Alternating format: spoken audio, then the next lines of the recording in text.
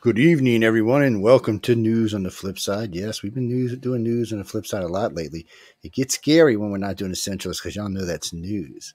News on the flip side can be news. It can be any weirdness in between, any strange people we like to bring on just to put y'all out there. It's a lot of strange stuff going on in the world today.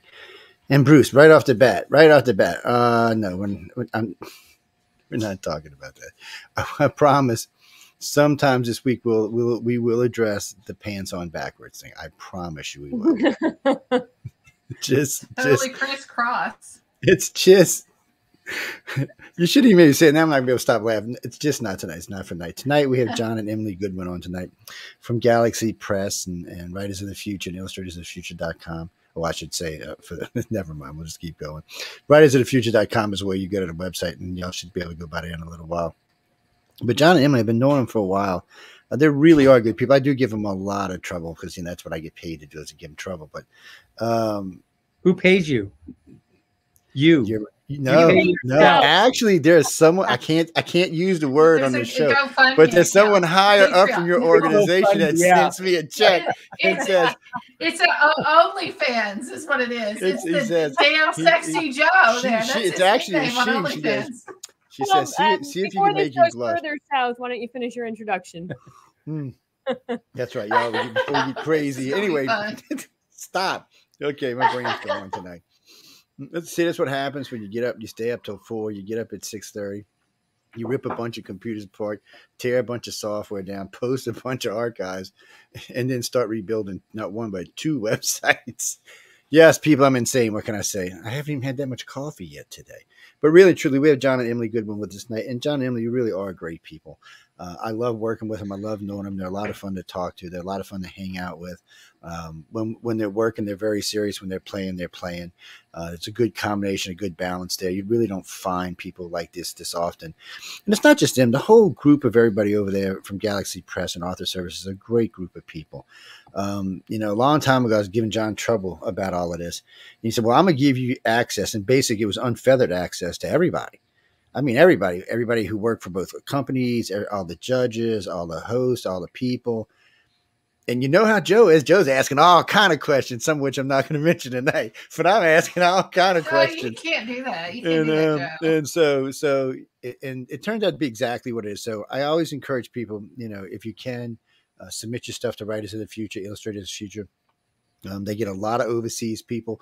I was just plugging y'all earlier tonight on one of our shows that airs in the UK at 12. It's 12 our time, 7 their time. And we were talking about Writers of the Future. And, last year they had three people from over there. I said, look, it doesn't matter where you are. Unless you're on Mars, you're hanging out with Elon Musk somewhere. You're welcome to come. I mean, you just can't be professional. But all the information you need is on the website. Mm-hmm. Writers of the Future. We have winners from 9 countries this year in coming out for the awards event. That's the most we've ever had. It's great, and they're going to keep going country. Well, I blast them to every country I can, and other people blast them to every country they can, and it's just a good thing. I mean, it's something, and it was weird for me in the beginning too, because I catch myself still doing this. I want to refer to these people as youngsters and stuff, or these kids who won. These are not kids that won.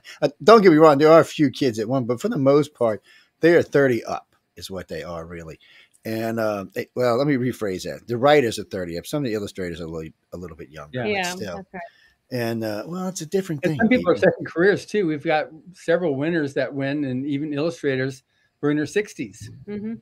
Yeah, we don't know anything about them other than the art or the story that they wrote and a number assigned to it. So that's all the judges ever see. And that's all the judges really need. I mean, there's stuff, all the work. I mean, you get to read it. I mean, we gave away a lot of books this year, so y'all get to read a lot about what we're talking about this year. I know if Tamara, you listen tonight, I still got yours. They came back for the second time, so I have no idea. I'm just aggravating people in Canada, I guess. I don't know what it is, but I'll find out. I'm going to give them a call today. Well, actually, tomorrow I'm going to give FedEx a call and see what's going on. But, it's supposed to be 4 days. It's been like 3 weeks now. Sorry, guys. Nobody else had any problem. I mean, we gave away all kind of stuff this year. And everybody loved their lightsabers. I know people have been begging, y'all going to give lightsabers away again this year. Mark said he might give some away at 4th of July. Yeah, he might give away half a dozen. I'm just going to throw this in here. I'm new to Writers of the Future. I cannot hear you, girl. You can hear me? Can you hear me? John, you're Emily? whispering. We hear you just fine. Oh, well, why don't I hear her? That's weird. I hear John. It's always Joe. It's Joe. Joe. Well, I hear John and him just fine. Okay, that's weird. I'll just turn you up. I don't know. Do you want me to log out and log back in? Maybe. No, if Jay can hear you fine, it's got to be a speaker thing.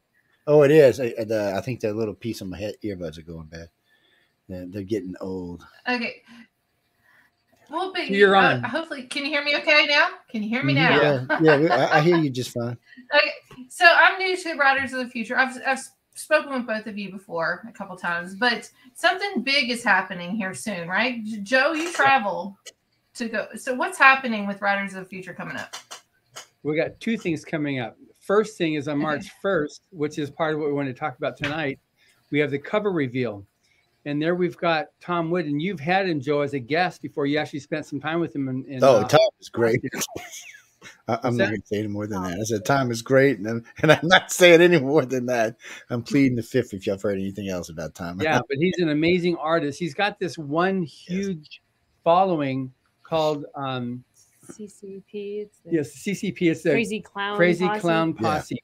Yeah. And crazy! I think I've heard of Crazy Clown Posse. But yeah, he's everywhere. He does all their art. Yeah, he does a lot of art for a lot of different companies. Matter of fact, ladies and gentlemen, somewhere in the last year, him and I did an interview, and a lot of his work is featured. So when I bring the illustrators on, I usually get access to their websites or stuff they might actually want to put up. Tom and I went through a lot of his stuff. A lot he does.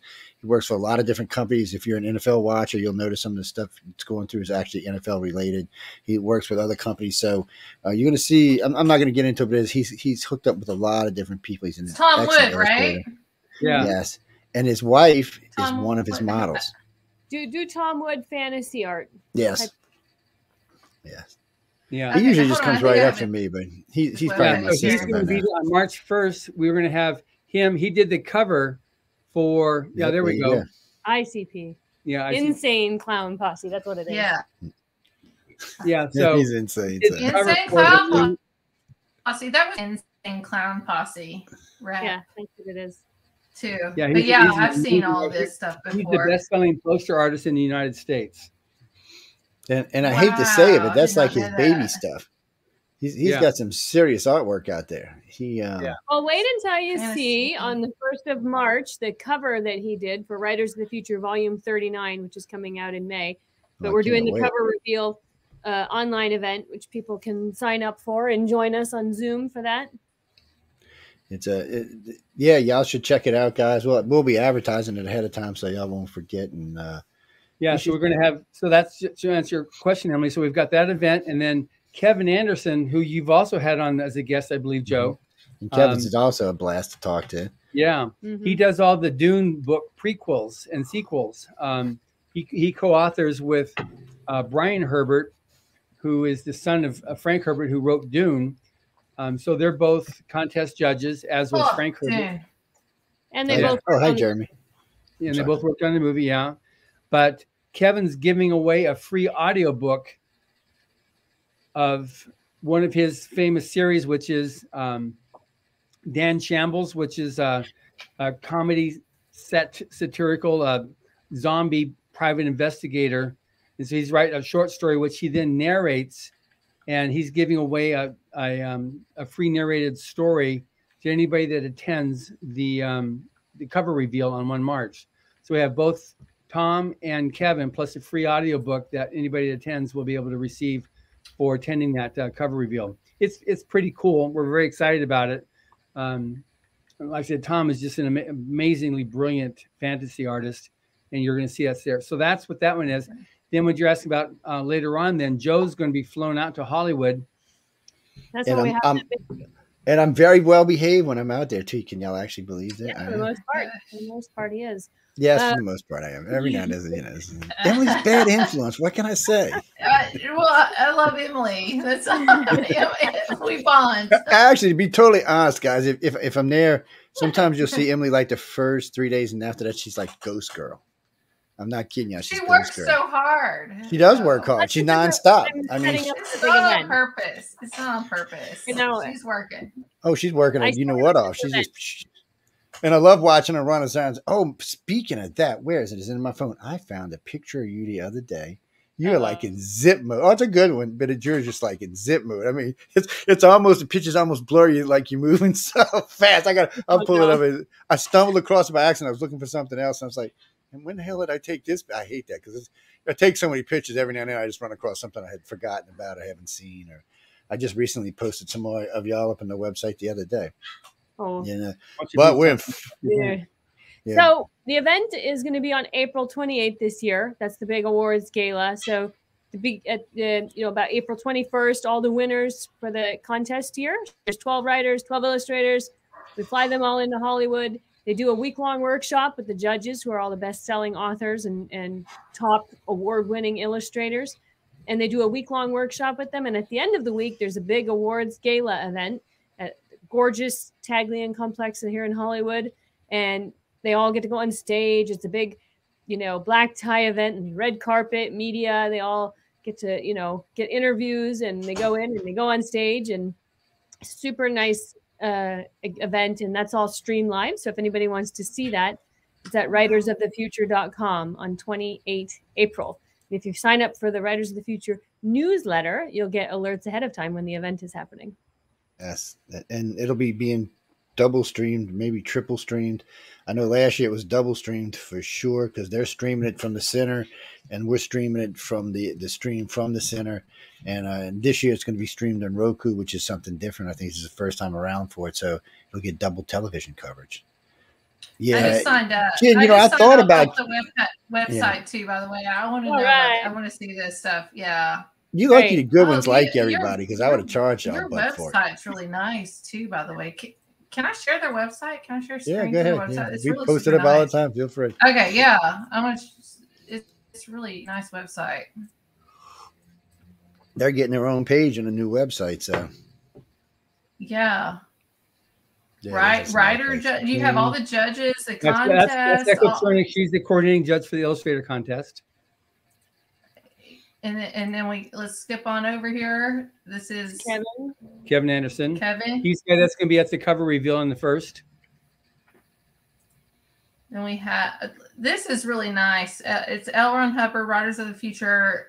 Even the cover, the illustration of this, that's super. That grabbed my interest. Yeah, that art was done by Bob Eggleton. He does all of the Godzilla art. This was most known for. And he did the cover for volume 38, which is the one that's out right now. And then, like I said, in April, we'll be releasing vol 39 at the event. I know I keep wanting to say 40. That's coming up. I know, it's like ancient historic events tying into AI or something futuristic. I love this. Oh, let's not even get started on the AI stuff. Writers of the Future, but futuristic things. I love this cover. Yeah, it's really great. I know. Great after Jeffrey Weiner showed me that AI program, I was like, "Oh, wait a minute now." Run to the hills. This image right here is for a free online workshop. That's Tim Powers at the top. He's the guy who wrote On Stranger Tides, which was turned into the Pirates of the Caribbean movies. Farland has since passed away, but he was our coordinating judge. He wrote in some of the Star Wars universe. And then at the bottom is Orson Scott Card, and he is the author of Ender's Game. Some people might have seen that movie if they haven't read the book, but a lot of people have read the book. Movie. Yeah, so these three judges, they're all judges for the writer contest, and they did an online workshop that's here on the website that anybody can take to learn how to write a short story. And one of these days, Joe will finish the course. If Jeremy York is still watching, by the way, he's a viewer right now. He writes short stories, and he's a super talented person. So, Jeremy, he'll tie into this. You need to tie in and start turning in your stories and see what happens. Yeah, it's great to enter. Yeah, and you keep the rights to your work. Yes. And this is L. Ron Hubbard here. This is when he created the contest. This is a sentence from the his opening essay, which was the first. In the first book, it was the first essay that was in that book. He says the culture is as rich and capable of surviving as it has imaginative artists. So he launched this contest to provide a means for the aspiring writer, and a few years later, the aspiring artist, to have a means for the creative efforts to be seen and acknowledged. And that's what's been doing now. We're in the contest 40th year now, the contest part. But because the contest runs, and then when when all 4 quarters are done, then the judges go through and decide all the different winners, and then it gets published in that anthology. It's a year lag between when the contest is over and when it comes out. So right now we're releasing volume 39 while we are in the middle of the contest for volume. We're just in the middle of the second quarter of year 40. 40. Okay. That makes sense. Yeah. This guy looks fun. This guy looks fun. Yeah. He is. He started in theater, and he wrote one of the top 3 best-selling sci-fi novels of all time. Ender's Game, yeah. Well, the movie's great. I don't think I've ever read the book, but I actually seen the movie. Oh, I saw the movie. So can I say this on it? So John asked me to. I'm actually listening to it, not reading it, but we started a little club the other day. So it's like 5 of us going to listen to the whole story together. And I'm not mentioning the name of it because I don't know if I'm supposed to or not. I don't know what's going on. Okay, you're talking about Mission Earth? Yeah, Mission Earth. Yeah. Yeah. So we started a little group. We're putting together the marketing research right now. So you're integral to this, Joe. Well, I'm listening to it. So it's actually 5 of us are going to listen to it together. We might even do a small group on web. So 6 or 7 of us can listen to it. But I'll listen to it again, though, probably the week before we come out, just so it's fresh in my brain. Because there's so much stuff goes through my head, I'll forget half of what I listen to. But I do actually pick up more when I listen than when I read. So that's a plus for me. And so it's really nice. But guys, the place is great. You know what I like too? See, I'm lucky because I get to cheat. I get to sit with the authors. Yeah, that's the event. But it's better than that, Emily, because when you're out there. So last year I spent most of my time with the authors. The year before I spent most of my time with the illustrators. But I like the fact that they bring in live models. I love that y'all did that little skit last year too. For some reason, it set really, really well with me. I don't know why. It must be my old jazz thing. Kind of sent me back to New Orleans or something. Yeah, we did an old time radio theater live show. Yeah, I don't know. It just stuck in my brain for some reason. Oh, you have all this up on YouTube too. Yeah. You can watch any of the events. Yeah, guys, you can definitely. We have links to them now. We used to post them on the sites. Right now, one of them are posted off the home site, but we don't keep them on ours because we don't want to pull numbers off of there. So we just leave them all in one place and just direct. That's the opening video we have. Jump forward a little bit. Well, there's John. How far do you want to go? Hold on, where's John? You didn't see him. He was in the beginning. Is it in the beginning? Who was that lady? That look like John. That's right there. That's John. Hold on, let me play. I don't know if sound will work, but I'm going to play it. Volume 37 bonus stories are the Modern Warfare. Does the sound work? It's a bit sort of. Did y'all hear the sound of the video? It's a good pause there. There we go. Okay. Now he just looks like he's taking a nap, ladies and gentlemen. No, he don't take a nap while he's speaking. I was there. Christine Catherine Mush and the Dangerous Dimension podcast founder L. Ron Hubbard. Apologies, of course, contain all the prize-winning stories. She sounds like he's Max illustrations. I love it. Do you have a teleprompter? Do y'all use teleprompter? On that stuff. Yeah, which I got 3 of them, right? Though, I can tell. He didn't need it. It's a great thing, guys. It's a lot of fun to watch. Everybody's really fun. I'm always amazed because the first year I went, it was double years because of COVID. I was amazed nobody screwed nothing up. I was thinking, all right, somebody's going to get up here and say something they're not supposed to. But no, they handled themselves quite well for people who had not been in public speaking, Yeah. It's easy to screw up. We fill them all as well. So the night before they're able to. They have a rehearsal time. We bring them out and the day before we have everybody just sort of come and hang out on the stage for a while and mess around and everybody walk up and so they get familiar with it and they get more comfortable before they actually have to do the event. Yeah, they get you can tell when they first there they're all nervous. As the week goes by, they tend to calm down. They get way more relaxed, and you can really tell when they're down in the lounge downstairs and they're all laid back and they're writing or drawing it. They've started to get comfortable with the idea of what's going on around them. And let me tell you what, ladies and gentlemen, if you win, it's like the freaking world win. I'm going to be honest with you. Yeah. Ooh, man, it's a great thing. All I can say is it's a great thing. If you win, you're going to learn so much in that 1 week. You're going to probably cram in 2 years of college in that 1 week, man. And the best part is, and I got to say this, I watched the art judges, the illustrator judges, and the writers. Anybody who walked up and asked them a question, anybody who was in the contest who had won, who walked up and asked any judge a question, it was answered. Even when someone were just, well, there's no such thing as a stupid question, so we'll leave that alone. Is that Joe? Some of the questions were like, what? Huh? Oh, hold on. What? That was, hold on. I'm in there somewhere. Yeah, I'm in there. Yeah, there's no Joe in there. I'm in there hiding out somewhere. We're gonna watch it again. Hold on. And I get to sit with my favorite person of the whole place, Joni, which is everybody's favorite person. She must have. She should start a fan club or something. I'm telling you, the Joni fan club. That's what we ought to do. We ought to start a fan club this year for.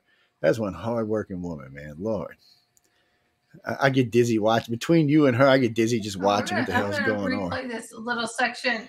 Oh, this is one of my favorite ones right here. I had a great ready, time everybody. with him. Get ready. We're gonna see. I hate to say that I did have favorites, both in the illustrators and the writers. I also had some favorite judge friends there. I like a lot. There he is, Joe. There's Joe. Yeah, there I am.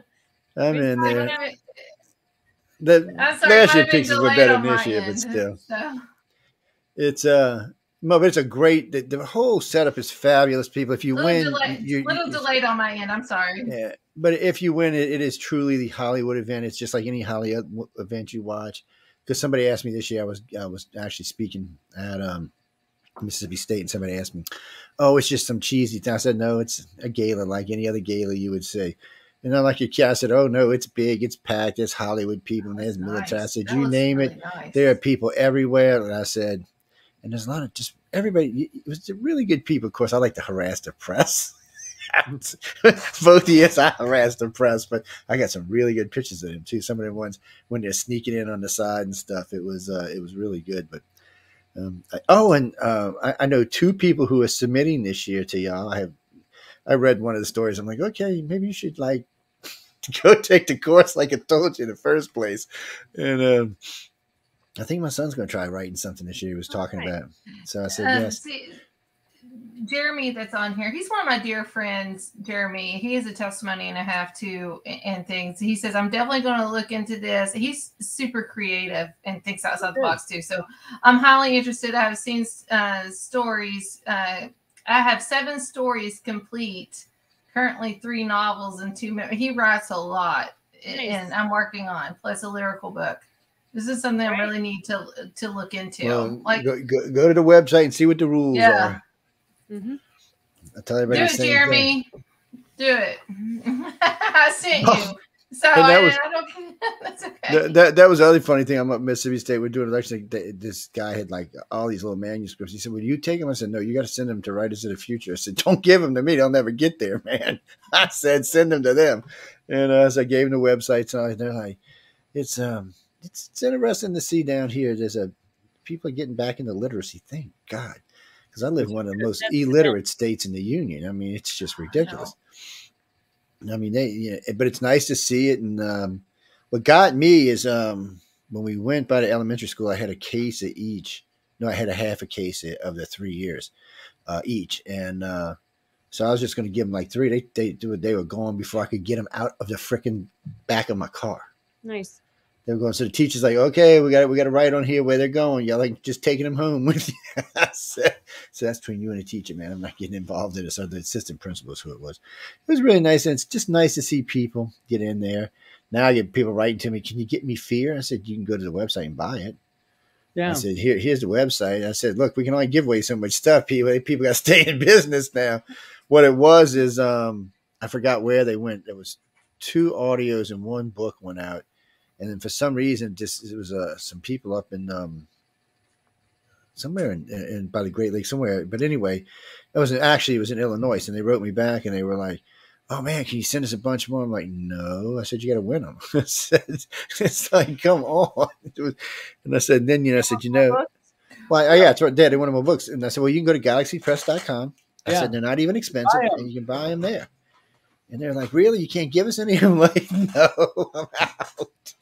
that a People are school weird, that was man. asking, or just somebody, an individual was asking you? They had already won. They won two fear books and the audio tape. They had already won. I mean, I keep saying audio tape, but the CDs. tape. And I guess they gave them away for presents, and I think that's what he actually said. They gave them away for Christmas presents, and they wanted some back for themselves. I'm like, well, you haven't your race to give it. I want to read it again. I said, why don't you borrow it back from the person you gave it to? Or just go buy it. I said, it's not like it's $50 or anything. I said, go over there. And I said, it's easy to find. Go to galaxypress.com, go to the books, look for it, boom. I'll just type it in, and it'll come right up for you. Mm-hmm. People always want something for free, man.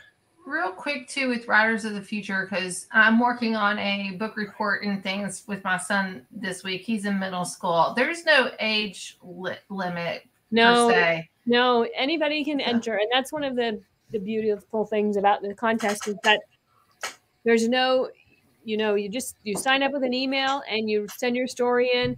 Doesn't matter where you're from, what gender, age, nothing. It's just about merit alone. So on the writer's side, we've had, I think the youngest person who's been in the book is 16, 17, something like that. But on the illustrator side, we've had a 15-year-old win. So it's because they're competing with, people that have been trying to write for many years as well. So the more you write, it's not to say that they can't. I mean, there's some brilliant young people out there. So we encourage them to enter. They still enter the contest. The thing on that is having, like she was saying, you have to write. A writer has to write, but it's an understanding of grammar and how words are put together and phraseology. So you can have stuff that you can write and submit. And a lot of high schools will actually have their students submit. They won't win, but it gives them the idea they've written a story, they've completed it, they've sent it in, and they'll get an acknowledgement from the contest. The worst that's going to happen is they'll get an email saying, "Thank you very much. Please submit again." We're going to see what kind of friend Emily is when I send her this 85,000 monstrosity and say you're fixing. I'm just going to tell you this. I have a meeting. She's going to be like, no. 17,000 words is the limit. No, this ain't for the winner. I'm just writing for the right. I can't. I'll never get it. Well, I thought about trying to write to get in with y'all because it's 17,000 words. I feel okay, that's a lot of words. And then I got to writing, and I come to find out it's not actually that many words. It's not as. I'm going to just tell you this. I have a meeting next week with my son's, not that he's in trouble or anything by any means, but just to help him with his, he has ADHD. His top subjects is science and math. He loves both of those. But when it comes to reading, not necessarily writing, which I'm more of a writer than a reader. My mom's a retired language arts teacher, which she's coming back to teach middle school next year. I have a meeting with my son's teacher next week. I'm going to mention Writers of the Future to her and see what they do. And also, if people take the free online workshop, like the online writing course, once you get through, and if you mark complete on all of the steps of that class, which is, it's got videos, it's about 5 hours of videos, and then there are essays, and then some practical assignments. And if you finish all of those, then you can actually get a certificate at the end for completing the Writers of the Future online workshop. It's not that hard, but Joe's kind of got a lazy streak or something. Just this little section I can't seem to get past. No, we're not going there, people. We're just not going there. If you're a language arts teacher at middle school or high school, you could get something creative going with that and have these kids go through that program actually in school. And I'm going to mention all this stuff to her next week. Next Tuesday is when I have my meeting with her. This is good. Yeah. Love it. Yeah, I like to write a lot more than reading because my mom shoved books down my throat like crazy. I hate to say that because we need to read too, but like during my summer months growing up, my mom was like, if you want to go hang out with your friends, you need to read this book and write a one-page essay. I can tell you right now, people paid me to write their essays in college. Somebody say 10-page paper. I get that down in an hour and a half at the most. Well, you see, you need to write some. I know. Well, I have some books, but it's like it deals with real things that happen in my life and trauma and abuse that I faced in my life. I have that. It's nothing like sci-fi or fiction, things like that. It's nonfiction. So, I mean, I don't know if you all do that at all with No, writers? we're fiction only. Yeah. So specifically speculative fiction. Yeah. So that's what I'm dealing with now. But I highly encourage writing. You learn a lot in writing in general, and getting your thoughts on paper and then correcting grammar and all that kind of stuff later on. But I can write in a heartbeat.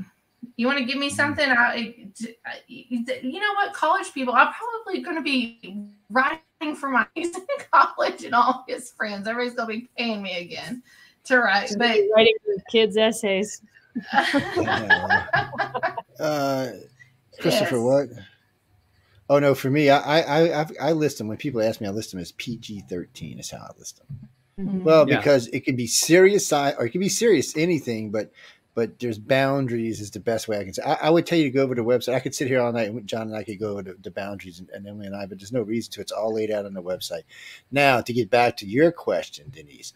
Yes, well, Jeff Weiner came on this show, not just one, but another show a couple months back, and we got into that. And since then, I've talked to John about this. No, the AI is no. Exactly. It's definitely no. The rules that we even modified the rules coming out this year so that no AI art and no AI stories. The art we can do because if the judges have a question about something, if it's AI or not, you can ask for the layered files, so you can see the different files as you build the final picture. There's now also the on the what's it called? There's a new kind of AI. I was just writing back and forth with Jody Lynn Nye, who's our contest judge. I love Jody, by the way. Yeah, and Chat GPT 0 is what it is, and that's tool Chat GPT that will be able to suss out AI generated stories, because that's illegal.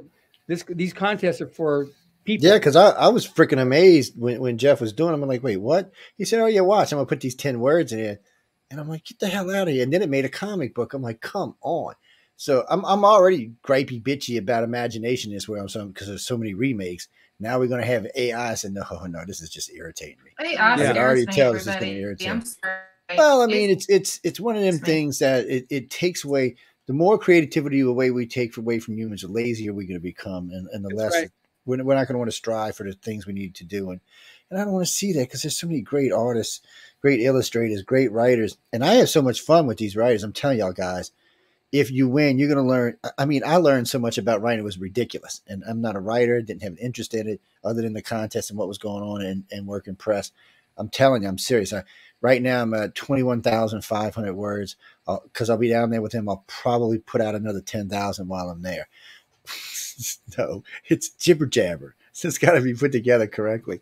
And grammar, what do you mean grammar? Look, I do have an IQ of 169. It is true. And I am gifted in math and science at 173. But if you ask my English teacher, she'd say maybe an 85. I don't know what it was. We lost Emily. Mm-hmm. She'll be back. She got booed. Oh no, Jimmy, I really don't know what it was. I loved reading because I love reading all the classics. We had to do one classic the whole entire time I spent in private school. We did one classic a week. I loved it. It was a lot of fun. I learned a lot, but I guess I'm lazy. I don't like grammar. I don't want to put periods. That's one of the biggest bitches in my friends. They said, Joe, you write one massive paragraph and would you like to break it up a little bit? I'm like, wow, you know what the hell I'm talking about. John knows he's got to put up with JoJo E's. So I'm not kidding y'all people. Anybody who knows me long term knows they got to learn how to. It's just like learning shorthand, kind of, sort of. Weirdly, in a weird way. What he solved is makes everybody understand Joe. That's how he solves the problem of communicating with words. That's the best way to do it. It's because my brain works. I'll never get my fingers to work as fast as my brain. It's just not going to happen. My brain works way too fast for my little fingers, and they just can't get it. No, actually, I can type, guys. I actually took a course in typing, and I type pretty damn fast, but just my brain just still goes faster than my fingers do. It's bad. I'll leave out like words, periods, sentences, is sometimes paragraphs. Siri to help you. You can get Siri to help you. Oh no, Siri! Siri will get shot. I can barely tolerate Alexa. Siri, I tried to stomp her the other day. I mean, can't you just dictate to your messages then? Yeah, no, because you don't understand my Kuyon accent. So this is funny. Siri, I mean, Alexa's finally starting to learn because I read a book to her, so she got used to it. And I have 2 programs, Advanced Dragon Speaking, that I had to read. One of them actually had to read 3 novels before I could actually understand what the hell I was saying. And I do use it for some stuff. But what I need is something from when I'm on the road and I get ideas, I can just dictate them in there and then come back and copy them back out, put it back in, or just put it in one of the programs on my computer and it'll write it for me. Right. And then I can go through and change it around and stuff, which is nice. That's one of the things that's helped me get these other words written since the last time I seen y'all. I hooked one of my recorders up in the car and I just started talking to it, and then I can take this SD card out and plug it in my computer, and it writes it down for me. It'll correct some stuff, but some stuff I got to go through and correct myself, or it'll give me places, you should change this and make it look like this. I'm like, no, I don't want to do that. It takes away what I'm trying to say. But it's fun. I mean, I got to say, I mean, I can honestly now tell you, I can see the why writers like to write. I mean, there's something behind it. It makes you feel good. No, Bruce, I'll never be a great writer. It's not even try, my friend. Only reason I'm doing this is because this girl sitting next to this guy right here. She just bugged the hell out of me for it feels like a decade, man. I'm just kidding. No, actually, I don't know what it is. Just hanging out with them. And last year, like I said, the first year I spent more time with the illustrators because I was hanging out with Tom and this other crazy woman. We're not going to mention her name. She's a really great artist. She just does oil sometime too, which is, when I see any artist that does oil anymore, I'm still fascinated. Like, really, you do oil? Let me see. I love oil. I can't help myself. Mm-hmm. It was where I raised. Too. Yeah. And she's a fabulous artist. She's a judge too. Yes. Mm-hmm.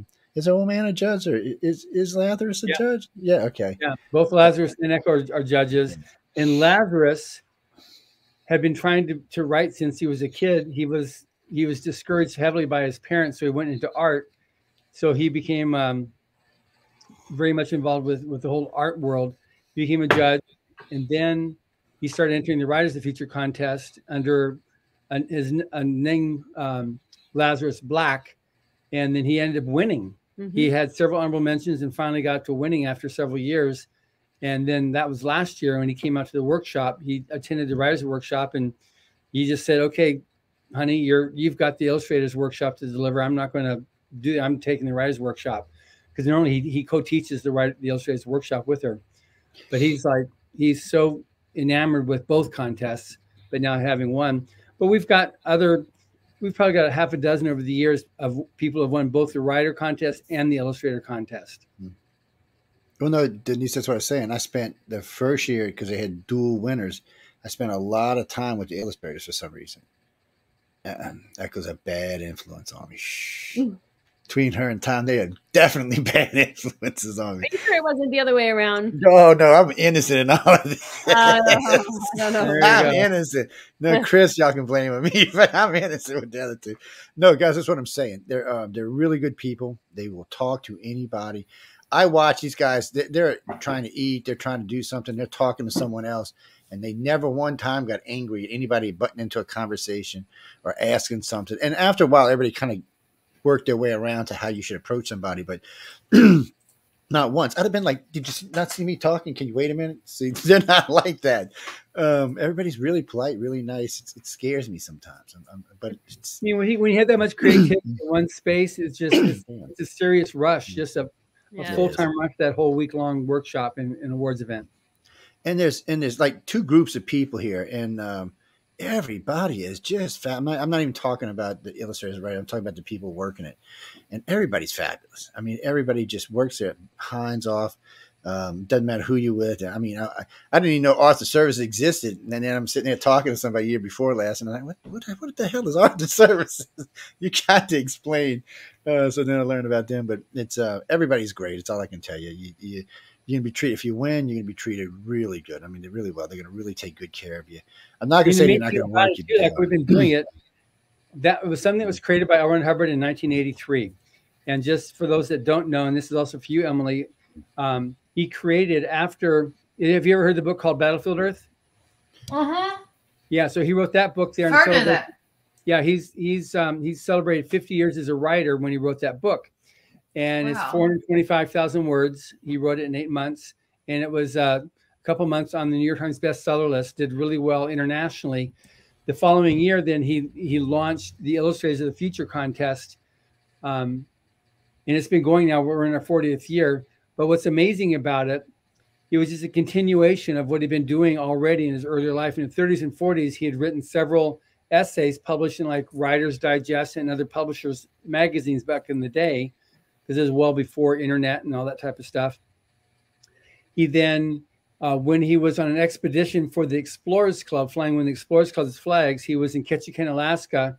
His boat broke down, so he spent some time there while it was being rebuilt. He launched the Golden Pen Award, and that was a writing contest up there in Ketchikan, Alaska. And the grand prize was the winners would be introduced to his agents in New York, so that they could then get their careers established. And then in '83, we created the Rise of Future, and the award is the Golden Pen Award. And then for the illustrator, it's the Golden Brush Award. And these huge lucite trophies that they get. Yeah, they're great trophies. Yeah. And you can see all of this either on their websites or our websites. There's pictures all over the place. Maliva took 1,000 billion pictures. So did I. There's a lot of pictures you can see all over the place. Joe, are you going to go live when you're out there? Yes, actually. Well, so some of the shows are going to get bumped this year. I got to get with Michelle about that, because some of the interviews I'm going to do now, I'm going to pick which of the winners are going to get. It's going to probably be the top 4 winners on each side. They'll get to go live on Roku. Everybody gets interviewed while we're there. And between John and I, everybody usually gets double interviewed. Yeah. And John got more in than I did last year, which was amazing because he was nonstop. He's a beast. And but we get a lot of interviews done. They really get, and with me, they get a real feel of what the press is, because I'm nosy. You know, I get into their business. I want to talk to them about stuff. I take them down places they shouldn't go. Well, you know, we talked about a lot of different. We talked about a lot of different things on how do you deal with the woke community getting into art and into writing. So these are serious conversations. This is stuff they're going to have to deal with in the real world if they're going to get out there and make any money.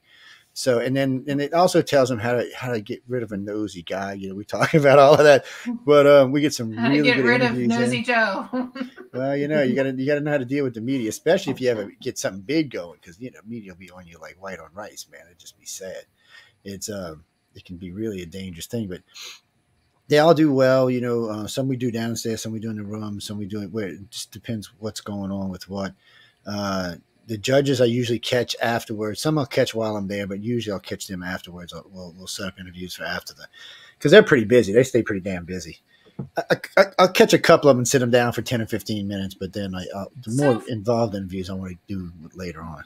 Joe mentions judges. So the judges, when it comes to the writing piece, every judge reads everything that these.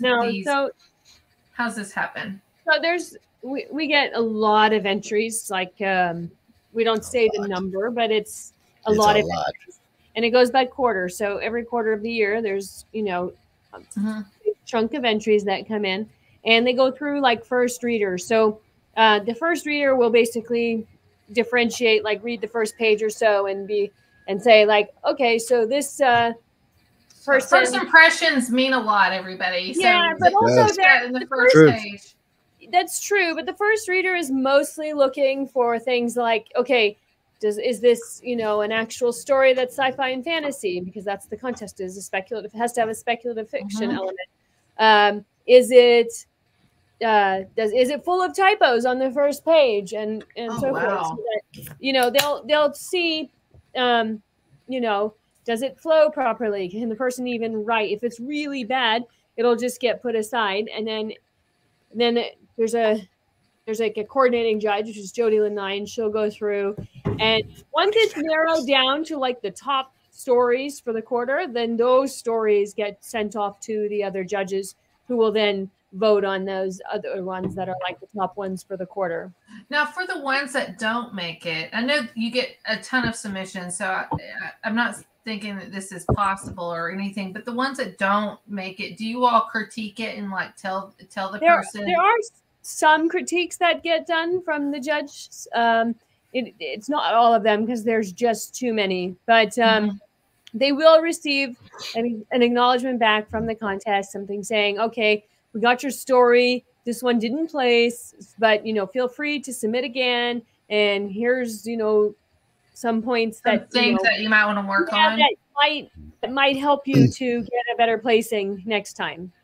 Yeah, and if there's I think we got 5 different buckets that things can go into so that they have an idea of what to correct next time.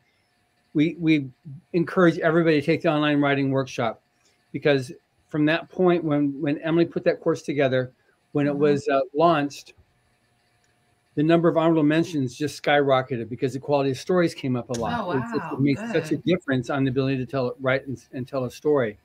So, but then when you get into, you got people that don't get anything. You get honorable mentions, silver honorable mentions the next up. Then you've got a finalist and semifinalist and finalist, and then winner. So anything on silver honorable mention or above, and sometimes honorable mentions, but anything silver honorable mention and above is sellable in another market. It's that good. It's just not good enough it's either not directly written for our market, which is Writers of the Future, which is like what was said earlier.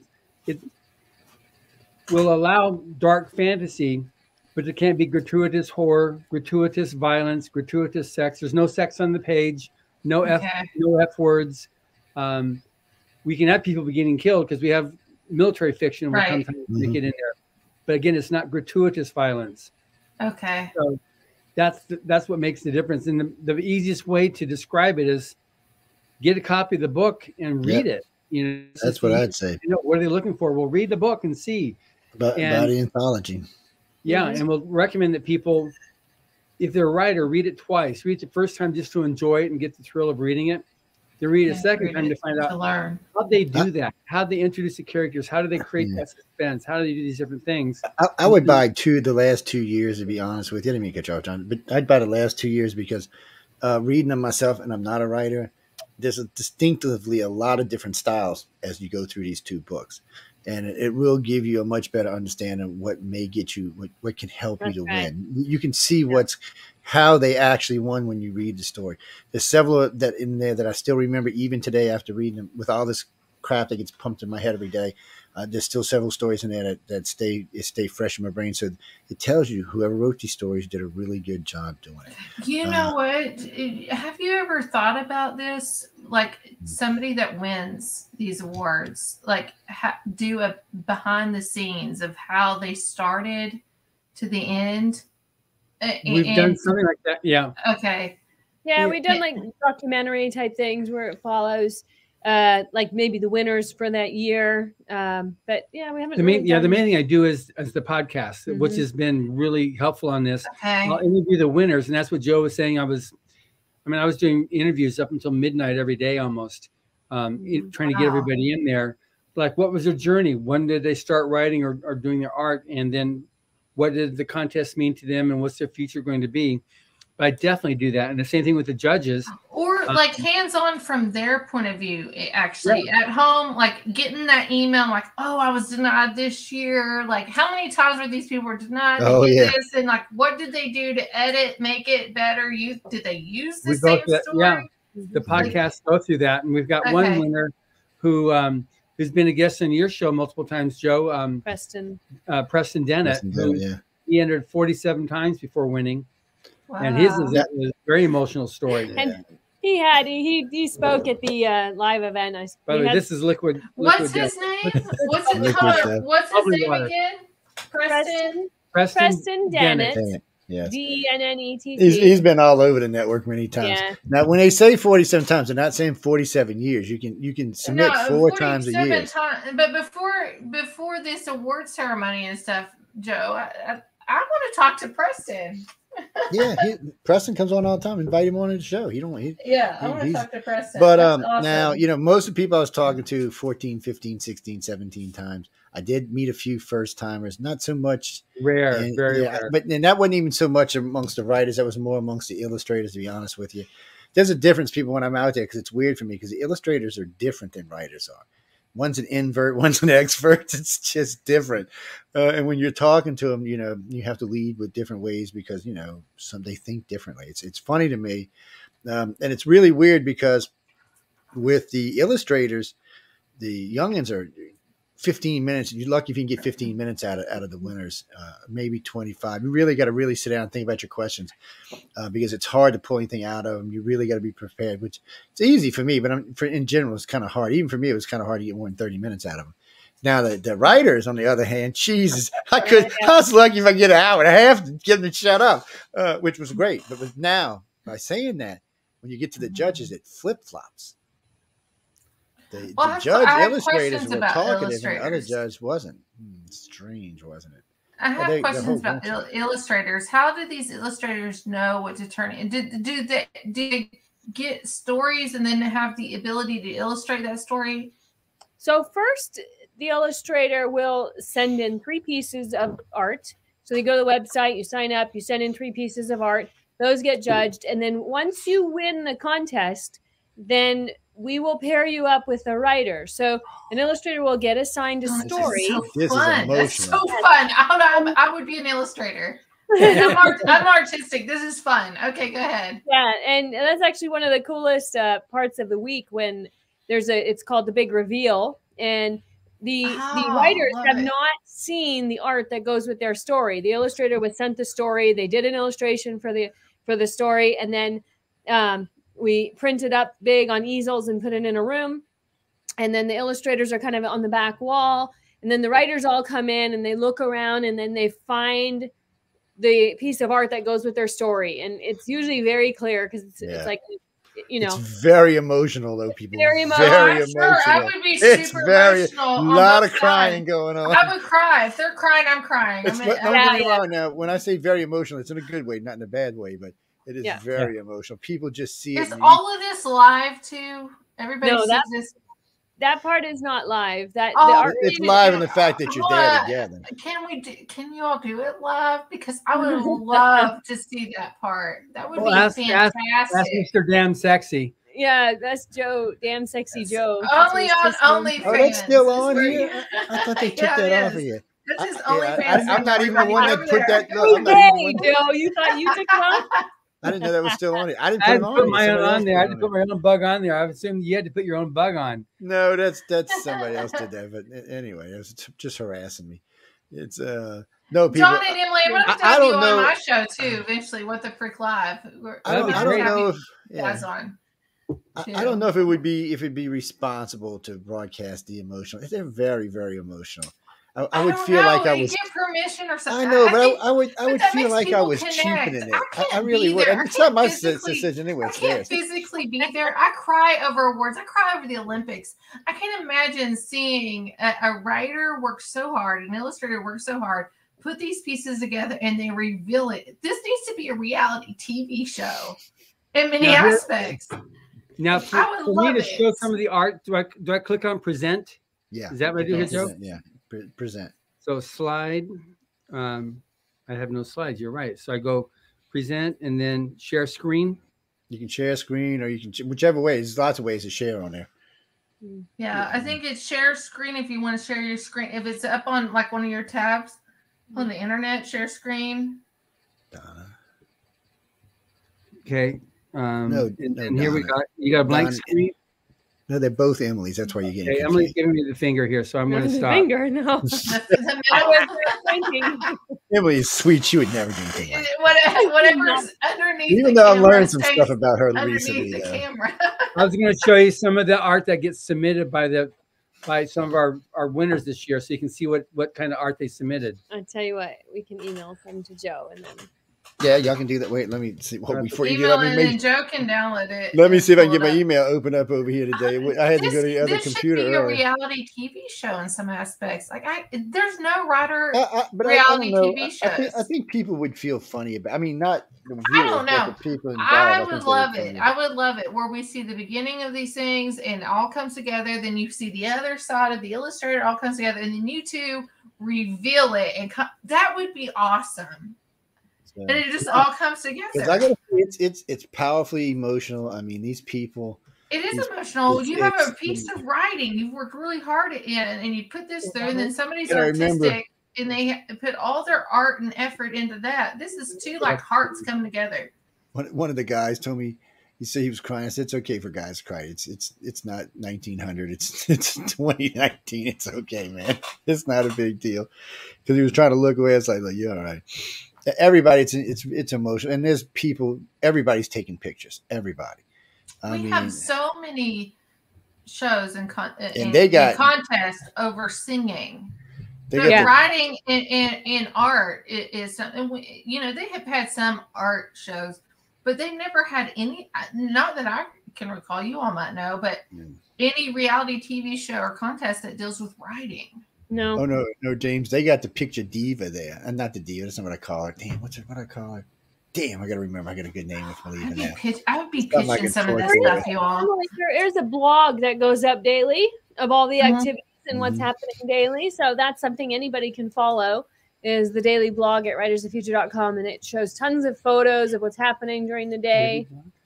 There's a daily blog that happens during the workshop the workshop. Yeah. During the workshop week when the art reveal and all of that stuff is happening. So you know what?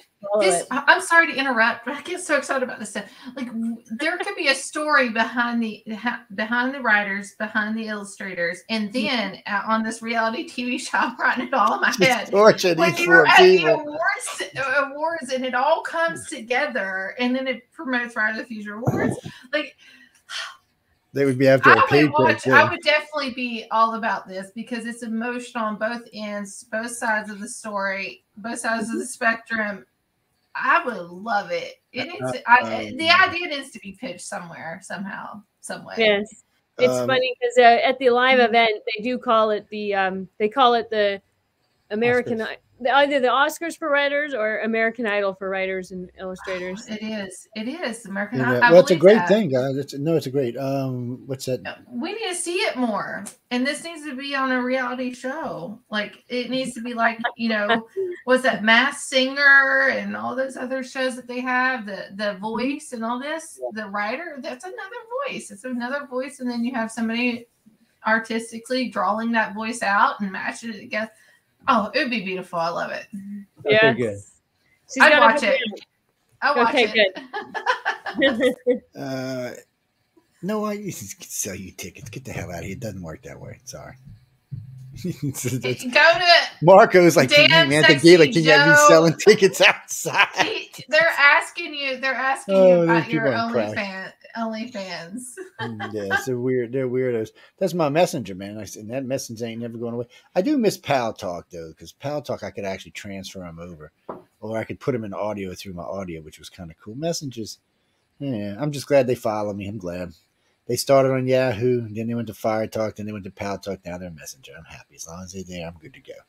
It's I've only been doing radio for 24 years. I should have bigger fans than that group. Best thing to do is just write it and submit it. Yeah. Yes. And I say this, and John knows I've said this 100 million times, and so has he for that matter. If you don't submit, you can't win. That's what it comes down to. You can talk about it. You can tell your mom. And while we're on this, and this is advice from the judges. Okay, I'm just going to tell you flat like they told me. Don't let your mom or your dad read it. Send it to somebody who's going to actually be honest with you. Well, parents feel bad and they don't want to tell you something like, son, that sucked. I mean, they don't, or you need to do this, that, and that. You're not going to take it well. Don't send it to Joe. Don't send it to Joe. Yeah, Joe will tell you. There you go, Joe. You got. I'll be honest about it. That's for sure. But if you're not sending an audio, it'll never get read. See, that's all my friends and everybody who works with me knows to send me stuff in audio, and it'll get taken care of because I listen. I can listen in the car. I can do this. That's why I hate to say this to. I have a lot of friends that are authors and writers, and they're guests on my show too. And I always say, I love books. I've done Kindle. I cannot handle Kindle. I like to hold the book because if I'm going to read it like that, I like to highlight it. I like to mark things. And some people are like, no, that's a no. But I love that. But life has gotten so busy. And where I work from home, I listen to a lot of podcasts. But if you have your book on audio, even if I buy the hard copy and I can go in and listen to it on audio and then maybe write down like, oh, here's where he said this, or chapter 8 or something. Then I can go back and mark it in my book too. But audio is a big, huge thing. Audiobooks, massive. I would read a lot more or listen to a lot more if those things were audio. Yeah, a piece of that we're recording volume 39 is an audiobook this year. They're real good about it. A lot of their stuff is on audio. You can get it on. A lot of Elron stuff's on audio. You can go get it. Matter of fact, if you just want to go and get the whole collection, you can. It's available. You can get it on a pad. You can get it on a stick. You can get it on a phone if you want. It's just it's everything, and it's great, and it's audio. John just knows I prefer audio, so that's what he sends me most of the time. Yeah. And every now and then he sends me a hard. I'll read for some reason. Don't ask me why. I do read hardback books. I don't like reading paperback, but I will read a hardback book. I don't know why. It's just a thing. I don't know. I wish I had an explanation. I like the smell of a book. Does that make sense? Anybody? Yeah. Do you know the smell of a book? Yes. And flip through the pages and smell it. I love that. I love it. If you came in my house right now, you would see there's probably 700 books in our collection right now, which is way low from what we had before Katrina. My wife's read everything in here probably twice. Well, I'm just going to reiterate this a little bit too. My mom, as a language arts teacher, she made me read growing up. So for me to read something and have something in my hands, it's super important to me. Like that gets me. But honestly, audiobooks, if it's audio and it's a book, I will listen to it way more than what I would physically read it. And I don't want to be mean when I say that, because I respect people and the hard work that they put through these books, fiction or nonfiction. Yeah. But how I grew up was, I don't know, probably not everybody grew up that way, but you know, the books I physically get is super important to me. And it's mostly true life stories. It's not the sci-fi stories that you all have, but the sci-fi stories, I will listen audibly. And then it's like, oh, this is really awesome. I got to get this hard copy. And then I'll buy the hard copy of it afterwards. Yeah. So, you know, audiobooks is the way to go. And some of my friends too, or people that I've had on my show, I'm like, is that going to be on audio soon? Don't be mad at me if I said I didn't read your most current book. But like, put it on audio. Love it. Yeah. Well, I think authors still, you know, audio is still a book for them, and it's still a sale for them. So it absolutely works. I work from home too, everybody. So I like to have noise going in the background. I'm not always talking or in meetings. So to have an audiobook or a podcast going is a normal for me in the background. So to have an audiobook out. There you go, right there. That's all you need. There we go. A vivid movie of the mind. That's all you need right there. 47.5 hours. This is Battlefield Earth audiobook. So after this, Emily, why don't you email me your address and I'll send this to you. Are you serious? Yeah, it gets played on the network twice a year, so check it out. It's great. I'm going to tear up over that. I will love that. I will listen to it. I will push it out. It won an audio award as Best Audiobook of the Year a few years ago when it was released in 2016 and 2017. It won an audio award. It's won Audiobook of the Year. It's an amazing tour de force. 67 actors, over 150,000 sound effects. Love it. I'm going to tear up over that. I will love that. I will listen to that working from home. Like, all right, thank you. Send it to you. Yeah, I just need your mailing address and we'll send it to you. Okay, I'll send it to you. Yeah. Yes, that's the one we played. It's called I'm going to send you my address as Damn Sexy Joe. Where are y'all seeing that at? I don't even see it. It has your name right below your name on the tag, right? When you put it on. Oh, okay, I see it up there. Thank you. That means a lot. Whichever host thought that was cute. Thank Remember, you. I can fire your asses. I will definitely listen to that. Definitely. Then we said I have to fire y'all for another Emily. Oh, Emily's are awesome. No, y'all can just go to the site. It's the best way to do it. Yeah, you want one of those? Just go to the site.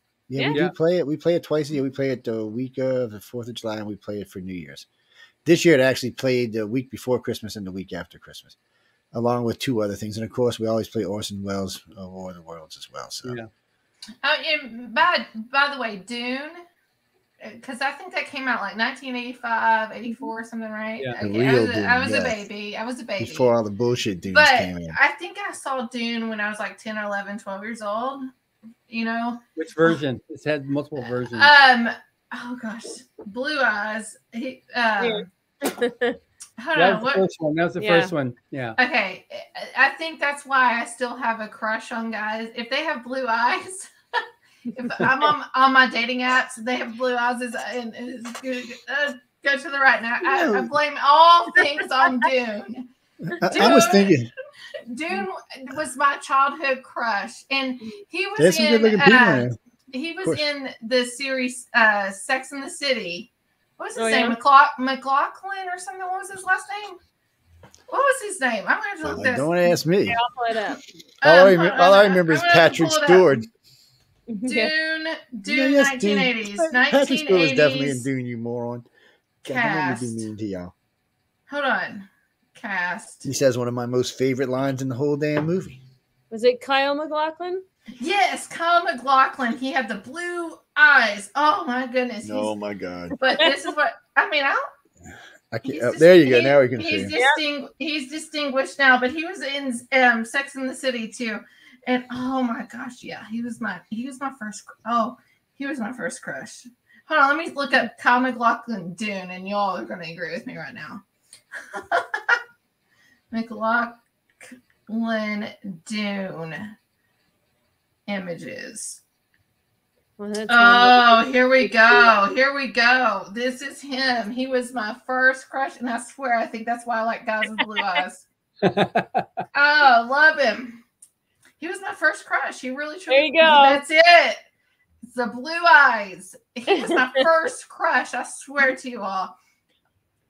I loved him, and I don't even think I ever paid attention to the movie because I was looking at his eyes.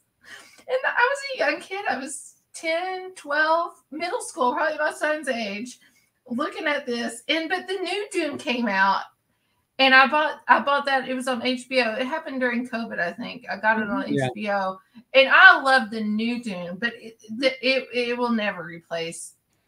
Joe, you were there at Rise of Pizza. Yes, right? I scared that poor guy. He'd be lucky he comes back to see John again. Oh. I told him, I said, look, dude, now I know who you are. You better not screw this Dune up. I'm like, come on, man. Well, actually, it was pretty good, though. I enjoyed it. More blue eyes, yeah. That was fun. I swear, I love. He just y'all. He was actually a nice guy. Guys with blue eyes. Guys with blue eyes is. I would have loved to seen Kyle actually in the new Dune. That would have been interesting to see that. He obviously wasn't there, but I love Dune. Yeah, it's a good series. We'll see. I don't know why we had to do this in 2 parts. I mean, it needed to be done in 2 parts. I just don't know why it's going to take so long. It's no, guys. Part 2's coming out soon. I think it's this year, early next year. I can't. I heard about it the other day. I just forgot. No, he did a good job in the first half. I'm not hating on him. I was picking on him. What are you talking about? First half. They new Dune's out. The new Dune. Okay, I like the guy. What's his name? What is his name? Can't Timothy Chalamet. Okay, he did a great job, but he's no Kyle. I'll say it. He's no Kyle.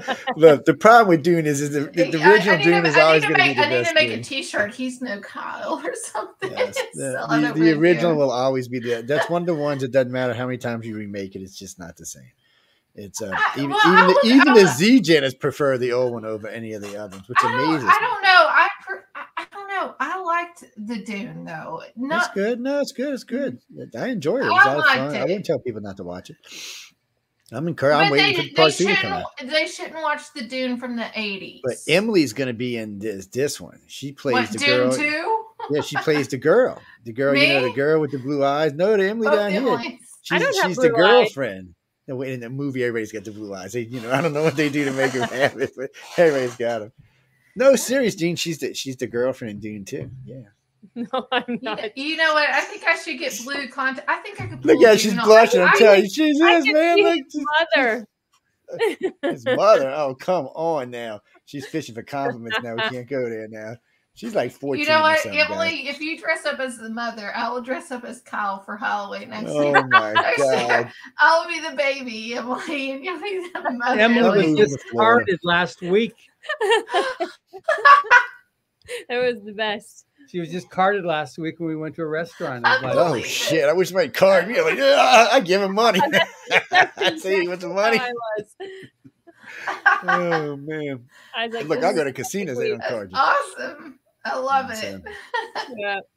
You guys are amazing. I love you both. Like, you guys are awesome. We have talked. We've talked. We have not met personally, but we've talked. This is the 3rd or 4th time. Yeah, they're fun. They're just as fun in person as they are. You guys are so much fun and talented and awesome. You work hard. Helene, you can't meet them unless you win. Go. You know, go take the course, write a book, do some art. No, we already talked about that. That's not going to get in there. Do you have cameos? No. Maybe. Well, I did I released the book at the event. Yeah. We'll start a cameo account. A cameo account where you give these messages to people. Hey, thank you for tuning in. We love you. All these special things people make for. Oh my God. Joe has one. It's called Damn Sexy Joe. Yeah, well, that's one of our hosts being irritating, is what that is, or it might be just the station manager being irritating. Oh, I would have changed it. We have an opportunity to meet people. One thing we love doing is attending conventions. So, Joe, we were with you last year at Dragon Con, which is in Atlanta, and Salt Lake, in Salt Lake City FanX. And y'all, everybody who won. Dragon Con? What's Dragon Con? Dragon Con is great. You ain't been to Dragon Con? You got Dragon Con. I'll be there next year. But Atlanta's only 4 hours from me. Yeah, it's only 4 hours from me. Maybe we can work out next year when we go there to arrange having lunch or dinner and meeting you there. It's it's a huge fan centric event where we do really well there. We're great friends with the owner of the convention, and here's. So Joe, we went when we were in Salt Lake City last week. We went to the headquarters of Salt Lake FanX to meet with the owner of Salt Lake FanX. So of course they had all these nifty gadgets and toys and things all over the place. Lord. You know me, I was like grabbing and touching everything. Look at that. Lord, look at her. Thanos' glove, huh? Oh, Lord. I had Thanos' glove on. That thing weighed like 20 pounds. I love it. She's ready. She's ready to take on the world. Well, no, FanX is great too. People, Salt Lake City was a lot of fun. There's a lot. Well, let me tell you what. If I wouldn't have gone up to see John and Emily at Salt Lake, y'all wouldn't have got any lightsabers this year. Because that's where I met the guy who did the lightsabers at. So here's me hanging out with some of the characters, Joe. Dun, dun, dun, dun. We should have put you in a Spider-Girl suit. You know that I know about I'm going to just tell you, I know what you're all talking about because of Salt Lake City Real Housewives. They've talked about this on their show. No, I didn't even know there was a show called Salt Lake Housewives. That's so funny. City Real Housewives. That's how I know what you're all talking about. They went there and they dressed up too. Yes, they dressed. Not this past season, before last. But I know what you're talking about when you're saying this. Oh, how much fun. Too funny. Yeah, it's a big pop culture event. Dragon Con in Atlanta. Atlanta's 4 hours from me. So is that like a Comic Con and all that kind of stuff? What's it is. It's the second biggest one in the country. But we do panels there for Writers of the Future. We have an Illustrators of the Future booth at the art show there. A lot of our winners and judges attend the event. So, you should, if you come down, look it up. People, get in shape before you go up there. 5 hotels spread over these damn hills all over. Don't forget, Atlanta's got hills in it. So I'm just warning you ahead of time. Oh, it's not that bad. I'm in Appalachia. It's not that bad. It's good for me because I like to walk, but it can be. Well, you can take Uber anywhere. I stayed at the Hilton, but you can Uber anywhere. I like the Hilton, people. I'm sorry. I like having my own private room and stuff. Yes, I liked it. I'm spoiled. I don't know what to tell you.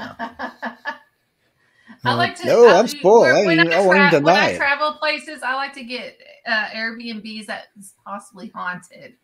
So that's every. Like to stay. And that's every Airbnb in the South. I love Airbnb. As one of the most haunted places I ever. It wasn't an It turned into an investigation. But I do paranormal stuff, and I was on a paranormal TV show for a few years. But it was in Louisville, Kentucky at I cannot remember. Oh my gosh, it'll come to the Palace Theater. And they had it was attached to the theater, but they turned these like office spaces into Airbnb units. It was like poltergeist activity. I saw a shadow figure. I am not someone that's scared to stay in a room by myself, and I had another person with me, and I saw the shadow figure in my room and everything. I couldn't sleep in my room. I stayed in his room too. Like he was up on the bed and I was down on the floor. I'm like, I am not sleeping in my room. I've seen it. I saw it. The EVPs. It even said my name. Hello, Emily. In there. And I was like, Emily. You don't know. It could have been this Emily was talking about. Knowing you were going to meet her in the future. It could have been a warning. And it took the haunted Airbnb experience to a whole other level. And I actually was afraid to stay in that. And like we caught stuff on camera where like you could hear footsteps going down the hallway, which we didn't physically hear, but going back and listening through audio, we heard it took change off we saw this. It took change off the side of on our bed table or the side table there. It flung the change off the table into the floor. I don't think it was that bad, but I kept getting EVPs in there says, I still love her. And I'm glad for you. You ain't getting no love from me. No, it would have been about the end of that conversation. That's the Palace Theater in Louisville, Kentucky. But I've always stayed at other supposedly haunted Airbnbs or historical places that could possibly be haunted. But like if I'm going down Atlanta, there has to be some interesting Airbnbs down there. So that's where I'll be staying. And okay, my way over. So you like it, except when you get scared, then you don't like it. We gotta have some. No, I like it. I like it, but I just want somebody to be there to witness it with me, and then I have a safe place to go to. Actually, Gene, I've done this for many, many years. That was the only time. And the guy that I saw, it was this shadow figure. He had like a top hat on, and he didn't threaten me, but he just is there and like would watch, and that's what freaks me out. Like I don't want somebody just to watch me. Now, if it just went from one thing to the next, it would have been totally different. He's a watcher, not like reptilian or Nephilim or anything. This is a ghost, and he watched a lot. And I'm staying at the then when I started looking up the history. I'm just telling you. When I looked into the history of the Palace Theater there in Louisville, there was a man that just got engaged or something, and he got electrocuted in the basement of the Palace Theater, and they didn't get married. So I'm almost thinking it's him, and because I got EVPs that I still love her, I still want to be with her, and like Class A EVPs coming out. It's a man's voice. I think it was him, and I don't think he meant to scare me, but he likes dominant. Yeah. Speaking of that, guys, I didn't want to be by myself. Yeah. Well, it's gonna be scary, guys. If you're going to Dragon Con this year, I'd go ahead and book your tickets for the hotel sometime in the next month or two. Dragon Con. When is that? When is Dragon Con? September. It's first week of September this year, so. Well, I know Sheraton's. There's 5 hotels down there: the America, the Sheraton. I can't remember the other 3 for some reason right now. But you go to their site; it'll tell you which ones they are. Just book it there. It's way easier if you're staying at one of the hotels. Well, I don't know if the Marriott is or not, but my sister works at Marriott, so I'll just stay there. My sister wants me to come stay with her, but that's not happening. I love my sister, but I don't I'll stay with your sister. She'd love it. My sister. A haunted house? Well, I don't know if she does now. She lives outside Atlanta. My sister loves entertaining. So Dragon Con this year is August 31st to September 4th. There we go. Okay, August 31st. That's Dragon Con, ladies and gents, if y'all want to show up. Well, everybody you see here will be up there this year if you want to come see us. And then Salt Lake FanX is September 21 to 23. Yes. And if y'all live out on the West Coast, of course, there's the big one in San Francisco. Y'all can always go check it out. Or is it in San Diego? I have a lot of friends on the Yeah, San Diego. Okay. In July. Yes, I just must say Nancy Pelosi in my brain or something. Said San Francisco, but no, you can go to all of them, guys. They're great. You can go to all of them if you want to. They're all great. I have blasted both of them, but the one I met the guy with the lightsabers in San Diego. Jesus, Salt Lake City. Yeah, and he's going to be giving me. He'll be back for Christmas. He'll be here for 4th of July. They're going to be giving these away for the network for long. They did really well. I think I think the last count was 30, and I think he sold something well over 1,900 of them. Wow. Oh, you gave away a lot, Joe. Yeah, and some of the ones we gave away were $800-$900, and but he sold a lot of them. He said he easily made his money tenfold, so he's real happy. Nice. And that's not even what it was about. It was just about getting them out there. Well, no, we don't even advertise his name. When he sends you the whole box and package about everything, he's not, because he don't want to pay for advertisement. Just the way we do it like that. So there's no advertisement in it other than you win and you word of mouth. Well, a lot of people were coming. A lot of those. I want to win. I said, no, you can't win. I had friends coming, Joe, can I win? I said, no. But they don't know you're. I entered, and Joe doesn't know. Yeah, so I was like, a lot of people. If I don't know them, they can enter. If they're not affiliated with the station, we don't care.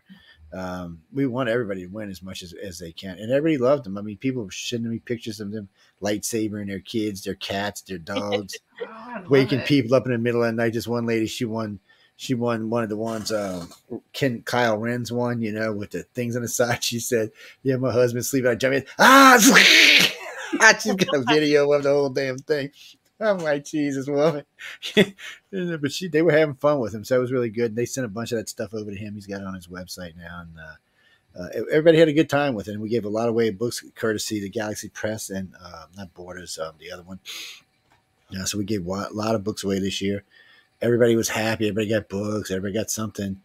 We gave away a few toys. We gave away 2 nice watches this year. I gave away, it was a $500 relic, and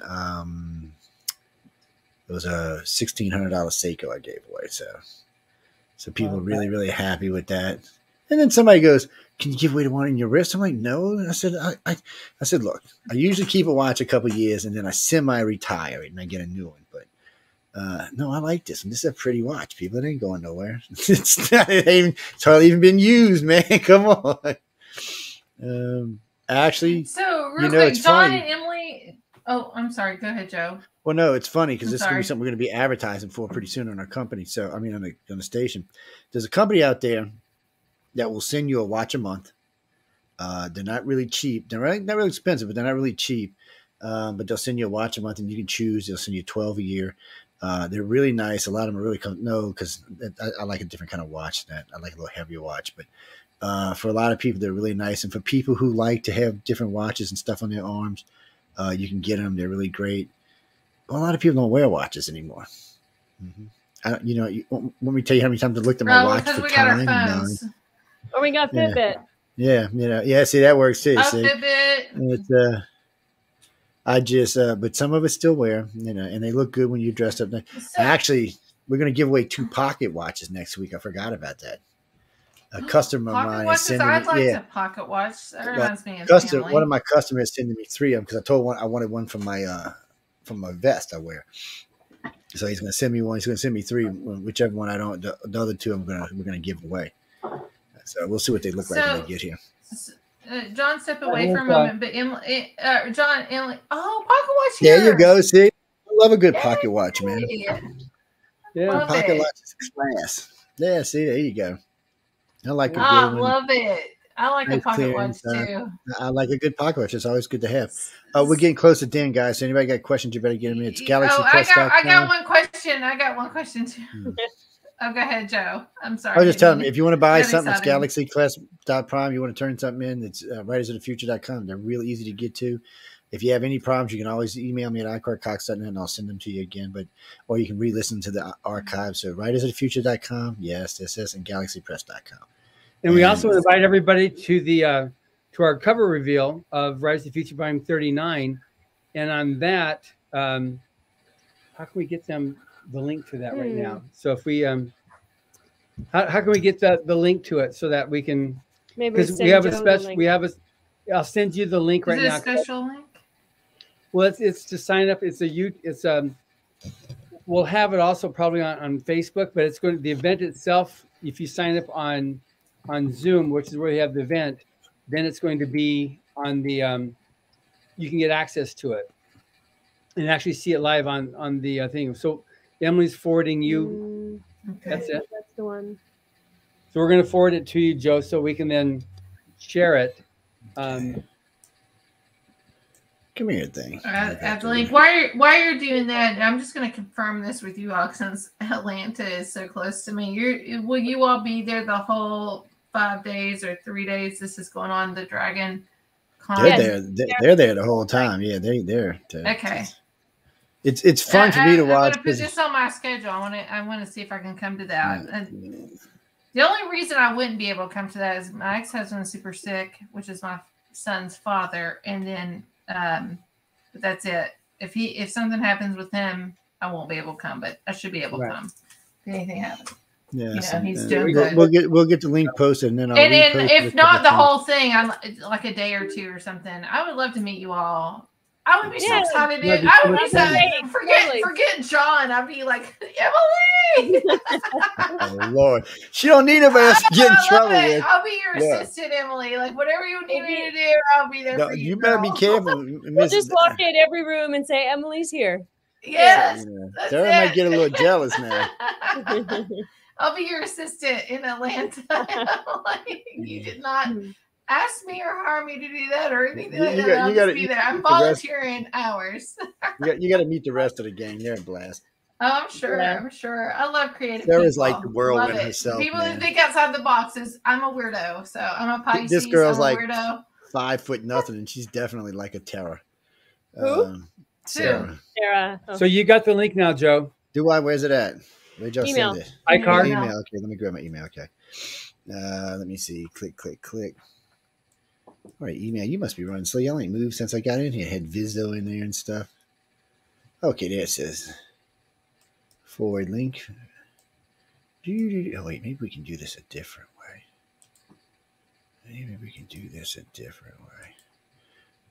Let's see if I can do this differently without showing the whole world all my email.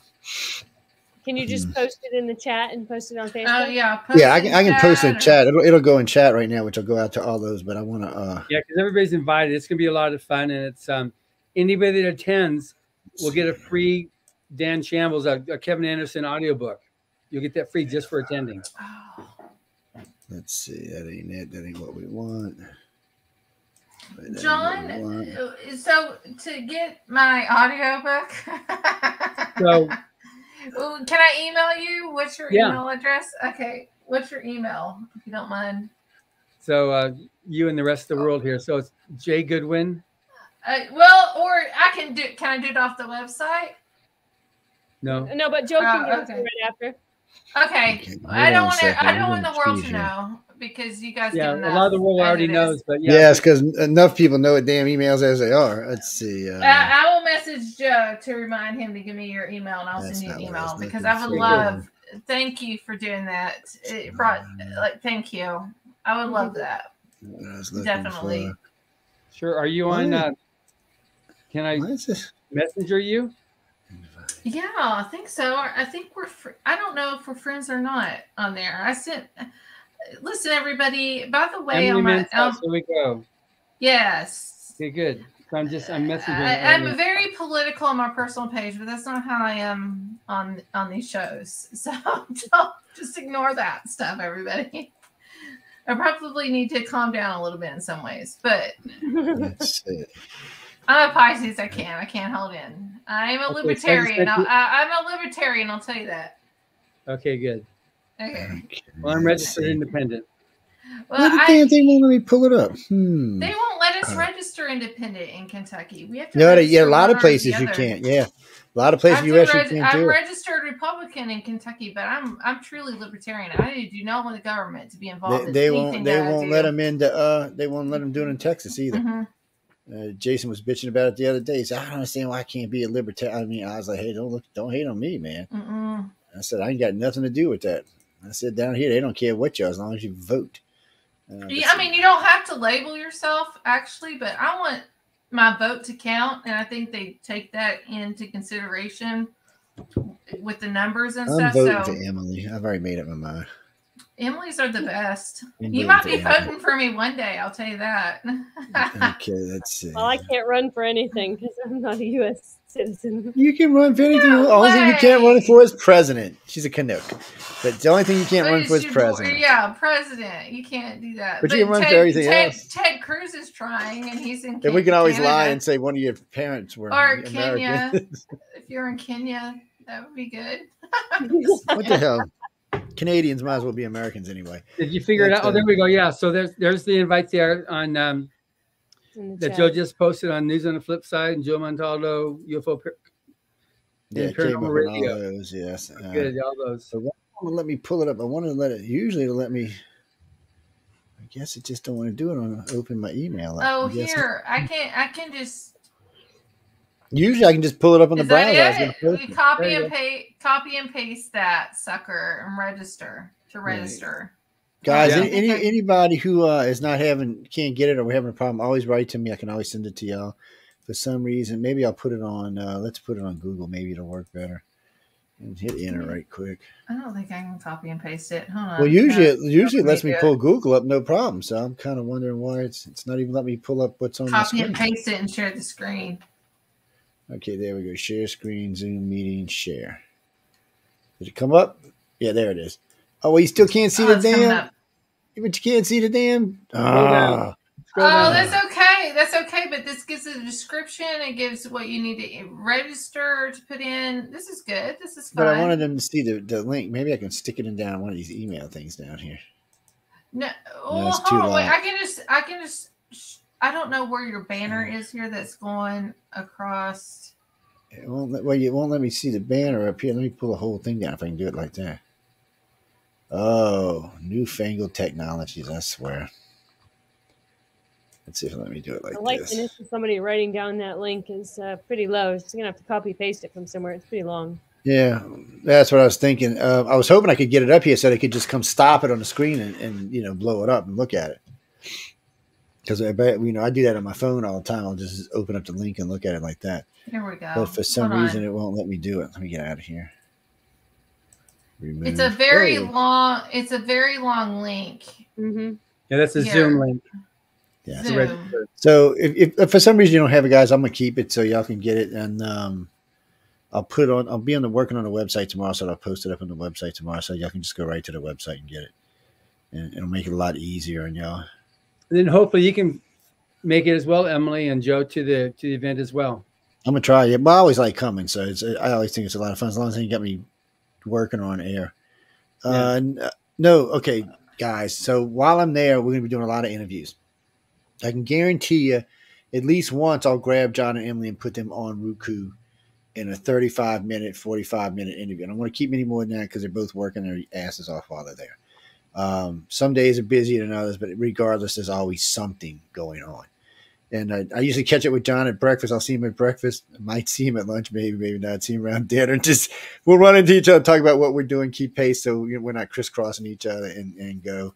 It works really well. There's lots of good stuff. There's great pictures, great interviews. And what's great is this is how you're going to hear it. You're going to hear my interviews first. And then you're going to hear John's as they come across Writers of the Future on the show. So some of those actually will probably get out ahead of time, but most of his will come that way, and you'll hear mine because they'll be posted on YouTube and on the website. So you'll be able to go and listen to them over there. They'll be readily available, and we'll be doing, like I said, we'll probably do the 4 winners. Okay, the 4 regular winners and the 2 big winners. We'll probably do those live on Roku just to give them some TV time. And then everything else we'll see like that. Yeah, the gala it'll be on Roku too. Yeah, once the way it's set up is all Michelle's got to do is pick up our StreamYard account through them, and then it goes out to Roku automatically. So it's not even a thing.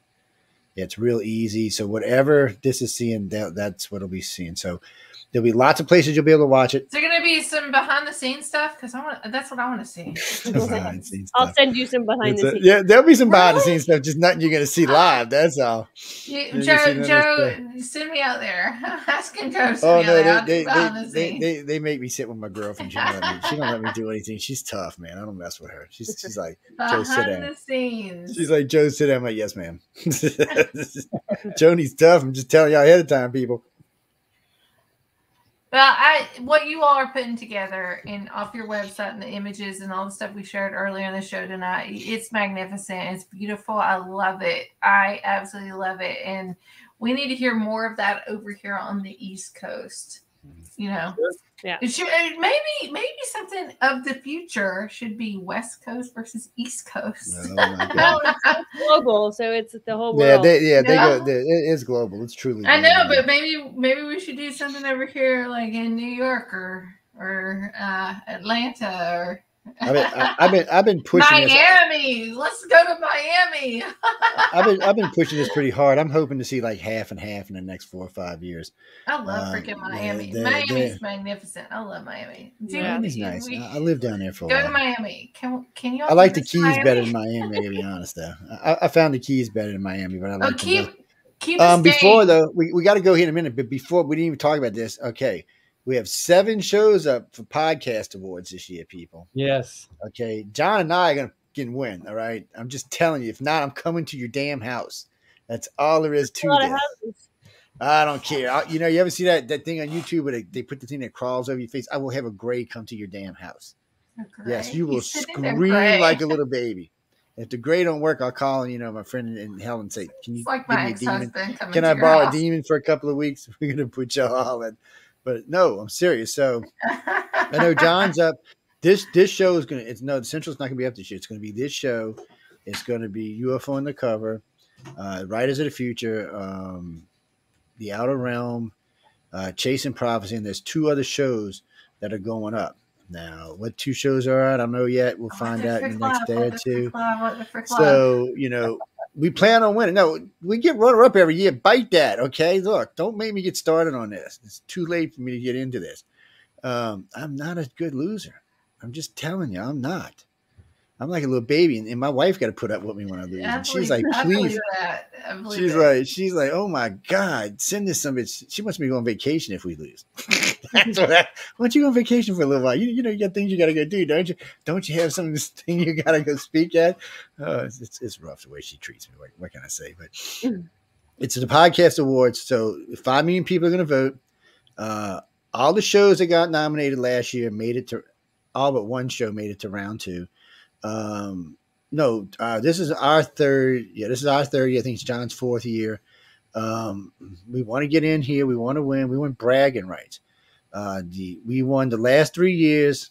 I haven't heard this yet, but we won the last 3 years. Best broadcaster in the city, New Orleans. So we're kicking ass there. We're getting nominated. We got shows getting nominated on other stuff. We had 2 shows got honorable mention on iHeart this year. So that was nice to see. Can I plug mine? Can I plug my awards? Plug away. You're supposed to play. That's what you're here for. Plug away. Swing away, batter. We were in the top 100. Then we got in the top 20. Then we got the top 5. And we ended up being number 2 on Good Pods out of 4 million podcasts. Wow. I love Good Pods. Wow, that's awesome. We were number 2. Yeah. Number 1 is one of my friends. So I cannot bash him because I bash his ass, friend or not, buddy. It was well deserved too. We were number 2 on Good Pods, and then we've been raking in the last. See, that was 3 weeks ago. Last 2 weeks have been in the top 20 on Good Pods, which is 4 million podcasts. Yeah, they give us free advertisement. I love Good Pods. They contacted us one day and said, "Would you like to be on our network?" I said, "What do I get? You get free advertising." I said, "Fine." And they picked up the whole. That's one of the nice things now. This network is so big now. We get anytime there's any kind of podcast come out, they call us or write to us. Hey, can we put you on? I'm like, yeah, I want featured. Give me featured. You can put us any way you want. And I can tell by the numbers. Yeah, they're good. They're new. Good Pods is new, but it's good. They're good and solid. Their software seems to be good and solid. I beat some of because it's like the news commentary because I do some political stuff on it. I have another show called the B System, which is AKA the BS, the B System BS. So that's intertwined with that too. So we're top 100 in the news commentary, and we beat some pretty primetime news people on Fox News and CNN and things. So I cried when it first happened. So it was. It's always good to win. Yeah. Awesome. So guys, get out and vote. Just go vote. It's podcastawards.com. Go vote. It's just go over there and vote. What the Frick Live is on there, right? Yeah. Go vote. Go vote. Podcast. I want to see. Well, no, we are. Okay, I'm being condescending now, but I expect us to make it to round 2. Oh, I'm sure. If I don't make it to round 2, I'm quitting. Oh No, man, I'll be you're not like, gonna quit. you don't He's not even gonna want to quit. know the Don't listen to language that. I'm going to use. Well, I'm cheating. I got 2 shows. I know in, what so language he is. Emily does. He'll use heard me the curse language, before, but he's not gonna quit. You're not gonna quit, Joe. Come no, on. I'm not. But still, it's but I really do. I mean, I appreciate everybody who voted for us last year. It was good. I mean, we got in quick, which was nice. You got emails out. It was really nice. I mean, we did. Yeah, we got to do the whole registration thing, get that all done, and then we'll make our little.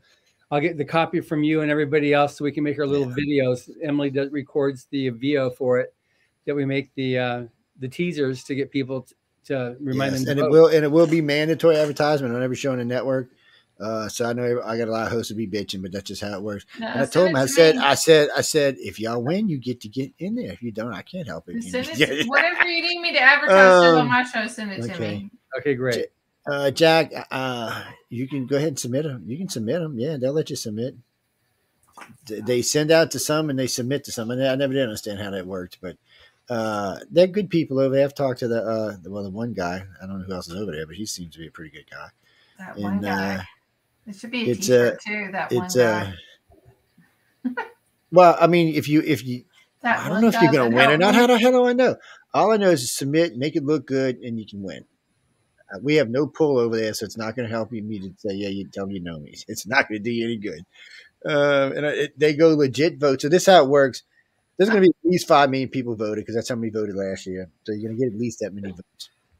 You're going to make it to round 2, which I think it's like 2 shows out of every category makes it to round 2. And there's a lot of shows in a category sometimes. Sometimes it's not as many. But regardless, you get there. Then it's 5,000 people plus the people who lost. It's a bad way of saying it, but I think it's 5,000 people, and then they choose from some of the shows that didn't make it, and they get to vote. So I'm not so much worried about the other kinds. I'm not going to hold that, but these other shows might have a little grudge or something. So, well, I don't know. It's tough. I'm just telling you, it's not easy. And there's a lot of good competition. There's some great shows. There's a lot of good shows over there. Some of them I kind of wonder how they get in, or how they win sometimes. But still, that's just how I am. But there's a lot of good shows over there. So don't forget, Writers of the Future. What category are you going to be in this year? I'm going to have storytelling and drama, and the other one is education. Yeah, so that's good categories. And all 3 of them. Yeah, so I know the news and Flipside is going to actually be in 3 categories, but the main one being news. I don't know where I'm putting where UFO Undercover's going this year. It did well wherever it was the last 2 years, but because it's a known show, it just won't win. When people win. Or send me money. That works. If I can't win, send me money. I can go for that. I mean, you'll make a donation. I'll be a real happy camper. OnlyFans. But give me money. What? No. Be honest with you. He sells his feet. That's right. That's right. I know. Listen. So when I'm out in LA, I know a lot of people want to come see me. I don't know how well that's going to work out. We'll see how it goes when I get out there. But you can probably get lunch or something. Come by and buy me lunch. Joe won by his big toe. Okay, and with that, we look forward to seeing you on March 1st. Yes, y'all come check it out at the cover release. Yeah, definitely come check it out. I'm just telling you, it's insanity around here tonight. All right, we gotta go. Emily, John, thanks for hanging out with us. Twilight Zone, so we're gonna go here. Yes, y'all be good, guys. I'll talk at y'all soon. Again, people, if you want to write, I mean, if you want to win, just submit, because you got to submit to win. I love you all. On that note, we getting out of here. Y'all be good people. Okay. Don't beat your children or your mother or things like that. Bye. Bye.